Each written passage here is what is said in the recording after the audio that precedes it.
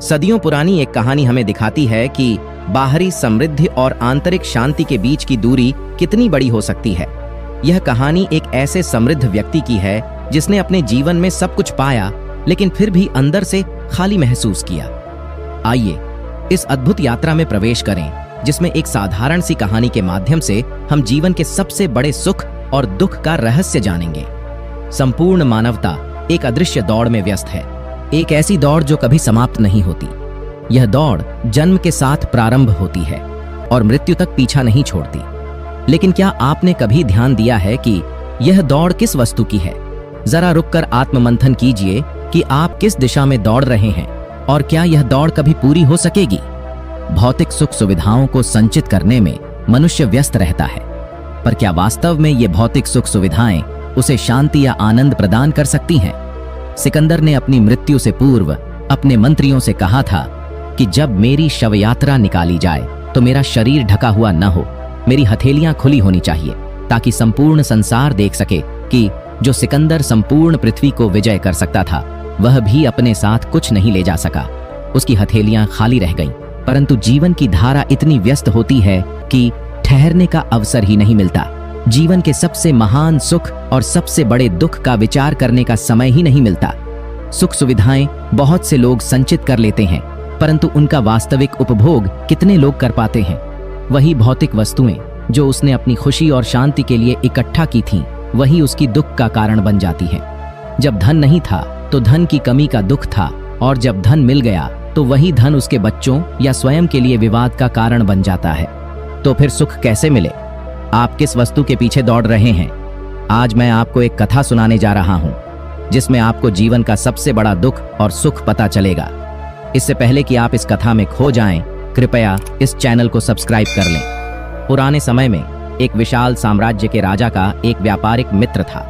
यह व्यापारी अत्यंत समृद्ध और ऐश्वर्यपूर्ण था। उसके पास अनगिनत धन, भव्य महल, सैकड़ों सेवक और हर प्रकार की सुख सुविधाएं थीं। उसकी जीवन शैली इतनी भव्य थी कि कोई भी व्यक्ति उसकी स्थिति की कल्पना भी नहीं कर सकता था। लेकिन इसके बावजूद उसके चेहरे पर एक तरह की मायूसी और खालीपन हमेशा बना रहता था। हर शाम व्यापारी अपने महल के बालकनी में बैठकर चांदनी रात की खूबसूरती का आनंद लेता था, लेकिन उसके दिल में एक गहरा खालीपन था। उसने सोचा कि शायद उसकी जीवन की कमी को भरने का एकमात्र तरीका उसे और अधिक धन और शक्ति प्राप्त करना होगा। परंतु उसके अनगिनत प्रयासों के बावजूद उसके अंदर की सूनी जगह भरने की कोई संभावना नजर नहीं आई। एक दिन व्यापारी ने सुना कि एक महान संत बुद्ध अपने ज्ञान और शांति के लिए प्रसिद्ध हैं। उसने सोचा कि शायद बुद्ध उसे इस खालीपन के बारे में कुछ मार्गदर्शन दे सकें। वह अपने महल से चल पड़ा और बुद्ध से मिलने के लिए एक दूर दराज के गांव में पहुंचा। व्यापारी ने बुद्ध से निवेदन किया, हे महात्मा, मेरे पास दुनिया की सारी संपत्ति है, लेकिन मैं कभी खुश नहीं रहता। क्या आप मुझे बता सकते हैं कि मेरे जीवन में ऐसा क्या कमी है? बुद्ध ने उसे ध्यानपूर्वक सुना और मुस्कुराते हुए कहा, तुम्हारी स्थिति एक ऐसे फूल की तरह है जो पूरी तरह खिलता है लेकिन अपनी खुशबू नहीं बिखेरता। बाहरी सौंदर्य और संपत्ति को प्राप्त करने के बाद भी यदि तुम अपने भीतर की शांति और संतोष को नहीं पाते तो जीवन का अर्थ अधूरा रह जाता है। फिर बुद्ध ने एक कहानी सुनाई जो व्यापारी की आत्मा को छू गई। एक बार की बात है, एक गांव में एक बहुत ही धनवान व्यक्ति रहता था। उसके पास हर प्रकार की भौतिक संपत्ति थी, सोने की गहने, महंगे कपड़े और विशाल हवेली। लेकिन उसके चेहरे की खुशी और शांति उसकी बाहरी संपत्ति के अनुरूप नहीं थी। एक दिन गांव में एक संत आए। उन्होंने सुना कि उस धनवान व्यक्ति की स्थिति ऐसी है, तो उन्होंने सोचा कि शायद उसकी मदद की जा सकती है। संत ने धनवान से कहा, तुम्हारे पास जो भी धन और संपत्ति है वह सभी बाहरी चीजें हैं। तुमने कभी अपने भीतर की दुनिया की यात्रा की है? क्या तुमने कभी अपने भीतर के खालीपन को महसूस किया है? धनवान व्यक्ति ने आश्चर्यचकित होकर जवाब दिया, मैंने कभी ऐसा सोचा नहीं। मुझे लगता था कि मेरी बाहरी संपत्ति ही सब कुछ है। संत ने उसे सलाह दी कि वह अपने भीतर की यात्रा करे और ध्यान लगाए। उन्होंने कहा, सच्ची शांति और खुशी बाहरी वस्तुओं से नहीं मिलती, बल्कि यह तुम्हारे भीतर की स्थिति से संबंधित होती है। जब तुम अपने मन की गहराई में उतरोगे तो तुम पाएंगे कि तुम्हारे भीतर शांति और संतोष का एक विशाल समुद्र छिपा हुआ है। धनवान ने संत की सलाह मानी और ध्यान और साधना की ओर रुख किया।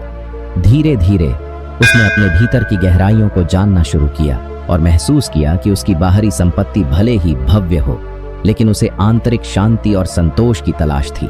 उसके जीवन में एक नई रौनक आ गई और उसने जाना कि सच्चा सुख और शांति बाहरी चीजों से नहीं, बल्कि अपने भीतर की स्थिति से आता है। चलिए इस पर आधारित एक और छोटी सी कहानी को देखते हैं। दोस्तों, कहानी अच्छी लग रही हो तो मेडिटेटिव बुद्धा चैनल को सब्सक्राइब करके कमेंट्स में नमो बुद्धाय जरूर लिखें। चलिए अब कहानी की ओर बढ़ते हैं। सेठ ने अपनी दरिद्रता के दिनों को स्मरण किया।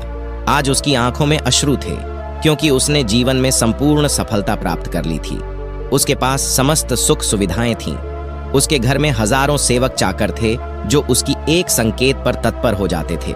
फिर भी आज उसने संपूर्ण प्राप्ति के बावजूद स्वयं को संसार का सबसे निर्धन व्यक्ति मान लिया। अपने दरिद्रता के दिनों को याद कर उसकी आंखों में अश्रुपात हो गया। अब उसके पास सब कुछ था, परंतु उसके हृदय में एक प्रकार की रिक्तता थी। परंतु तब भी वह प्रसन्न रहता था। परंतु आज सब कुछ प्राप्त करने के बावजूद भी वह संतुष्ट नहीं था। और संसार में वही व्यक्ति सबसे दरिद्र होता है जो सभी कुछ होते हुए भी एकाकी अनुभव करता है। उसे एहसास हुआ कि धन, संपत्ति या भौतिक सुख सुविधाएं उसके मानसिक संतोष की पूर्ति नहीं कर सकती। लेकिन अब बहुत देर हो चुकी थी।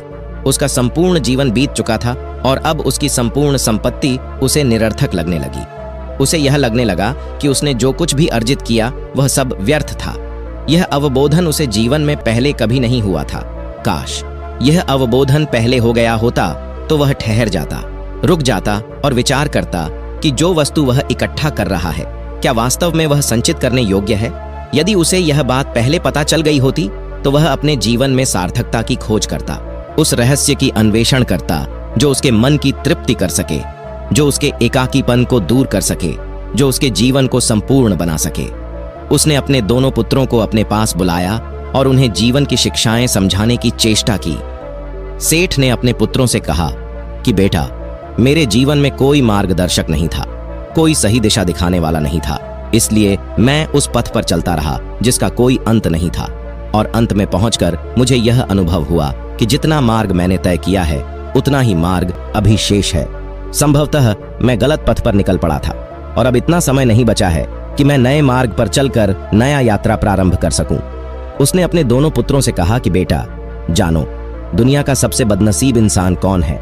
एक सेठ ने अपने पुत्र से कहा कि सबसे बदनसीब वह इंसान है जिसके पास सब कुछ होने के बावजूद कुछ भी नहीं होता। वह व्यक्ति जिसके पास संपत्ति, धन और परिवार सब कुछ है, फिर भी उसे अकेलापन और निराशा का अनुभव होता है।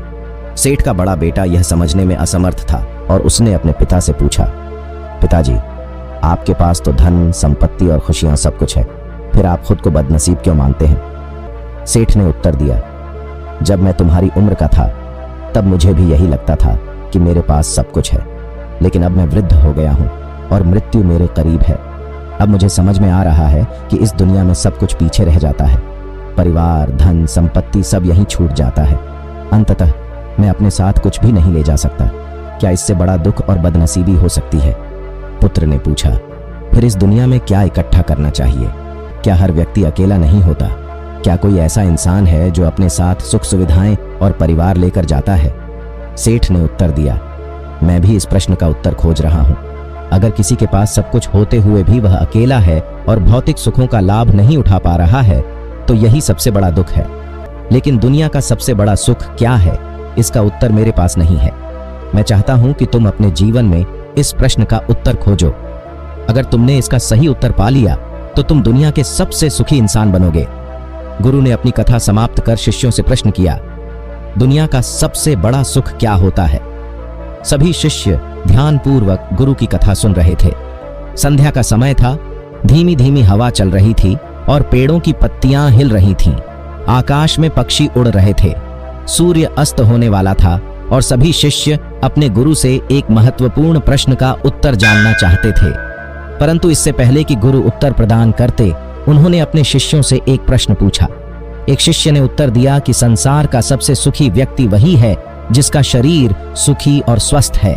यदि शरीर में कोई रोग हो तो भौतिक सुख सुविधाएं भी बेकार हो जाती हैं। इसके विपरीत, यदि शरीर स्वस्थ है तो भले ही आपके पास कुछ भी न हो, फिर भी आप अपने जीवन में सुखी रह सकते हैं। अतः संसार का सबसे बड़ा धन हमारा शरीर होता है। दूसरे शिष्य ने इसका विरोध किया और कहा कि कई लोग ऐसे होते हैं जिनका शरीर स्वस्थ है, फिर भी वे सुखी नहीं होते। उनका कहना था कि सबसे सुखी वही व्यक्ति है जिसका मन सुखी होता है। गुरु ने उनसे पूछा कि मन को सुखी कैसे किया जा सकता है। शिष्य ने उत्तर दिया कि मन कभी भी पूरी तरह संतुष्ट नहीं होता। यदि हम मन को संतुष्ट करना सीख जाएं, तो किसी भी परिस्थिति में आनंद और शांति प्राप्त कर सकते हैं। लेकिन मन की भूख कभी समाप्त नहीं होती। चाहे उसे कितना भी धन दे दें, उसका लालच बढ़ता ही रहता है। गुरु ने शिष्यों को समझाना शुरू किया। उन्होंने कहा कि अज्ञानता के कारण मनुष्य यह नहीं समझ पाता कि उसका मन हमेशा से खाली था। व्यर्थ की चिंताओं और अनावश्यक लक्ष्यों से मन को भर लिया जाता है, जिससे वह हमेशा दुखी रहता है। बचपन में मन खाली होता था और हर वस्तु में आनंद ढूंढता था, लेकिन जैसे जैसे उम्र बढ़ती है, मन को वस्तुओं और चिंताओं से भर लिया जाता है, जिससे वह अशांत रहता है। गुरु ने बताया कि यदि व्यक्ति वर्तमान में जीना सीख ले तो उसका जीवन बदल सकता है। भविष्य की कल्पनाओं और अतीत की यादों से मुक्त होकर केवल वर्तमान में पूरी तरह से उपस्थित रहने से हम हर चीज का आनंद और सुख प्राप्त कर सकते हैं। जब शरीर और मन एकजुट होते हैं तो तनाव कम होता है और शांति का अनुभव होता है। जीवन में ज्ञान का प्रकाश आवश्यक है, क्योंकि अज्ञानता के कारण हम अपने मन को समझ नहीं पाते। मन को समझना कठिन कार्य होता है। जबरदस्ती मन को वर्तमान में लाने की कोशिश करने से तनाव बढ़ सकता है। यह कार्य धीरे धीरे और प्रेम पूर्वक किया जाना चाहिए। ध्यान के माध्यम से व्यक्ति वर्तमान में स्थिर रहना सीखता है और ऐसे आनंद का अनुभव करता है जो भौतिक सुख सुविधाओं में नहीं मिल सकता। गुरु ने शिष्यों से कहा कि अब हम ध्यान करेंगे। ध्यान के माध्यम से व्यक्ति वर्तमान में रहने की कला सीखता है और ऐसे आनंद का अनुभव करता है जो सांसारिक वस्तुओं में नहीं मिल सकता। इसके बाद सभी शिष्य गुरु के साथ ध्यान में लीन हो गए।